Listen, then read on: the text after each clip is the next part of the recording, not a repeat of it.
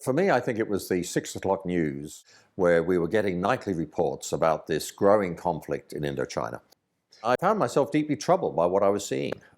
I didn't like the rhetoric that was coming out about this. I didn't like the messaging that was being said, and I felt wrong about the war. Now, it was also at that time that the government announced they were going to introduce conscription, and I felt strongly opposed to that.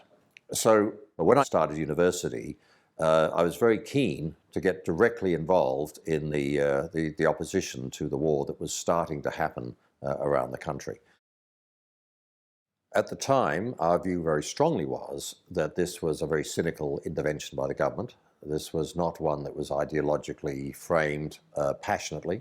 It was a case of all the way with LBJ, and we thought that was a deeply cynical response, because Australian soldiers and Vietnamese soldiers and civilians were being killed for that simple, cynical wanting to be on side with the big buddy. It was something that we really cared about. We actually wanted to see things happen, and so people were in that period giving up short periods of a year or whatever, a couple of years to the activity. But alongside of that, you did have these long-term activists who had been active in the peace movement since the 30s, and the Peace Pledge Union and the Women's International League for Peace and Freedom, and then later, after '65, the Save Our Sons movement, which was made up of women who had previously been active in other anti-war activities. So there was very much an idea of people power, that people could make a difference. And as we got reports from overseas of mass demonstrations happening, in New York and San Francisco and other places, it was a real affirmation that lots of people could make a difference. And ultimately, we would win the day, even though it would take some years. And so that was very much at the bedrock of what was happening. But not only just about the people power of those who had an opinion, but to actually tackle people's opinions who didn't have the same opinion as you.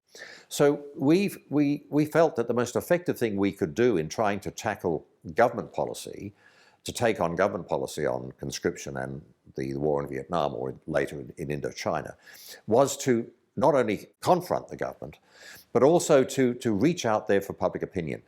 And so when we had the first moratorium in South Australia in May 1970, we determined that we would letterbox every house in the metropolitan area, because we thought that it was going to be by those sorts of changes of opinion that the ballot box would ultimately be effective.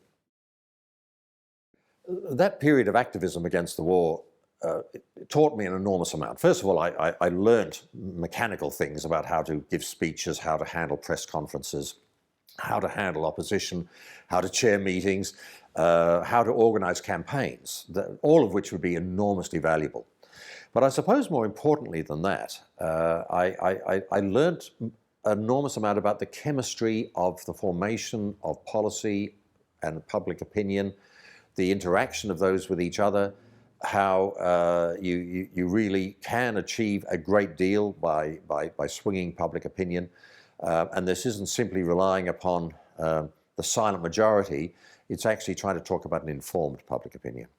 And so that would really affect me later. Now, later on, there would be some who would be angry at me for my having been involved in the anti-war movement and who would never want to support me. I didn't worry about that. But what I did feel, I brought from that experience a lot more knowledge about the body politic in the wider sense.